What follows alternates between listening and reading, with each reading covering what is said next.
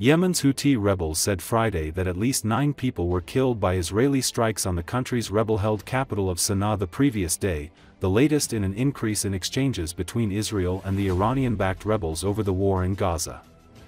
According to Associated Press, the strikes on Thursday afternoon came a day after a drone launched by the Houthis wounded 22 people in the southern Israeli city of Eilat, a rare breach of Israel's air defenses.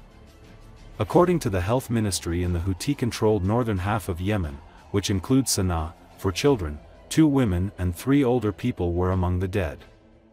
Rebel officials also said 59 children, 35 women and 80 older people were among the wounded. Medics were still searching for victims believed to be trapped under rubble, the rebels said, indicating the casualty tolls could rise. The Israeli military said Thursday it carried out strikes in Yemen, with dozens of aircraft targeting Houthi military command headquarters, military camps and security and intelligence facilities. A Houthi spokesperson, Omar el-Bekadi, said Thursday the Israeli strikes targeted residential neighborhoods and electricity facilities and claimed the Houthis' defense systems had thwarted a large part of the attack. According to Sanaa residents, one of the strikes hit a building in a densely populated area in Sanaa, believed to have housed a Houthi leader. Israel has launched previous airstrikes in response to the Houthis firing missiles and drones at Israel. The Houthis have launched missiles and drones toward Israel and targeted ships in the Red Sea for over 22 months, saying they are attacking in solidarity with Palestinians during the war in Gaza.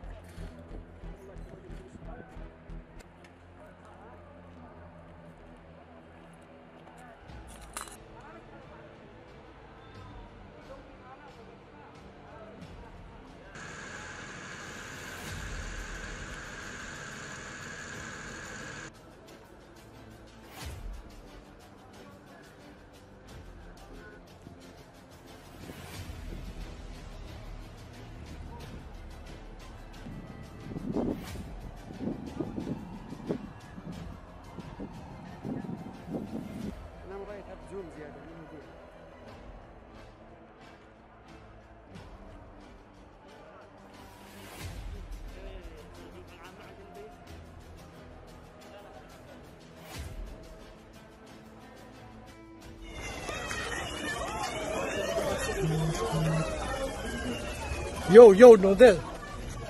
طلع العيش.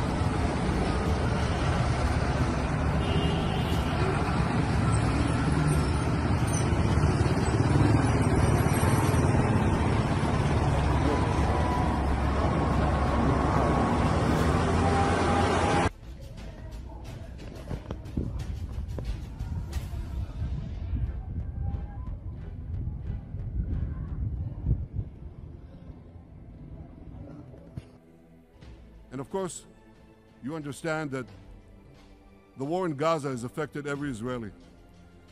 But I'm sure there are people in New York or in London or in Melbourne and elsewhere who are probably thinking, what does all of this have to do with me? And the answer is everything. Because our enemies are your enemies. So let's do something else. So first at the UN, let's do a pop quiz. And raise your hand if you know the answer. Here's the first question. Who shouts death to America? Is it A, Iran, B, Hamas, C, Hezbollah, D, the Houthis, or E, all of the above? All of the above. Correct, all of the above. Second question. Who has murdered Americans and Europeans in cold blood? Is it A, Al-Qaeda, B, Hamas, C, Hezbollah, D, Iran, or E, all of the above? Correct. Again. So here's the point I wanted to make. Our enemies hate all of us with equal venom. They want to drag the modern world back to the past, to a dark age of violence, fanaticism, and terror. I think many of you are already feeling in your own societies the radical Islamist surge. You know, I'm sure you do, you know deep down that Israel is fighting your fight. So I want to tell you a secret.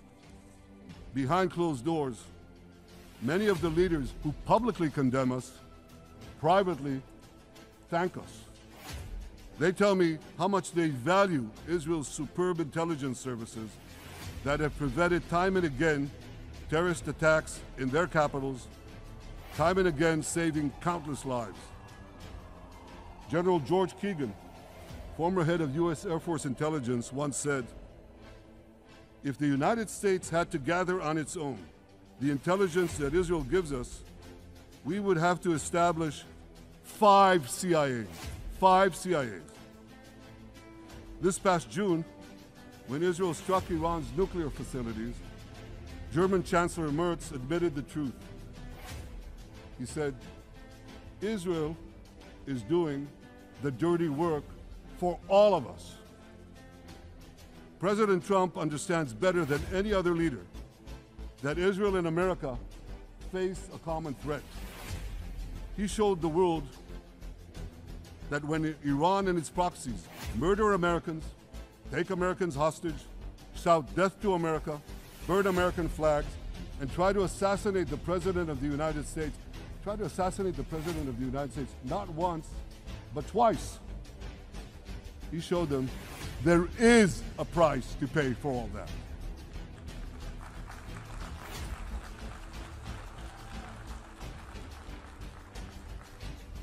But regrettably, many leaders who are represented in this hall, they send a very different message. Sure, in the days immediately following October 7th, many of them supported Israel. But that support quickly evaporated when Israel did what any self-respecting nation would do in the wake of such a savage attack. We fought back. Now just imagine, let's sit back for a second and imagine an attack against America proportioned to the attack against Israel on October 7th. Imagine a regime, a terror regime, dispatching thousands of terrorists to invade the United States. They massacre 40,000 Americans. They take 10,000 Americans hostage. What do you think America would do? You think America would leave that regime standing? You don't think that. No way, not a chance. The United States would wipe out that terror regime and ensure that such savagery would never threaten America again. This is precisely what Israel is doing in Gaza. We're wiping out the terror regime of Hamas and ensuring that this savagery will never threaten Israel again.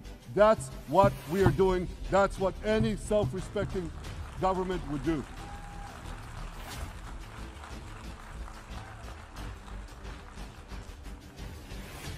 Yet, and it's a yet that I'm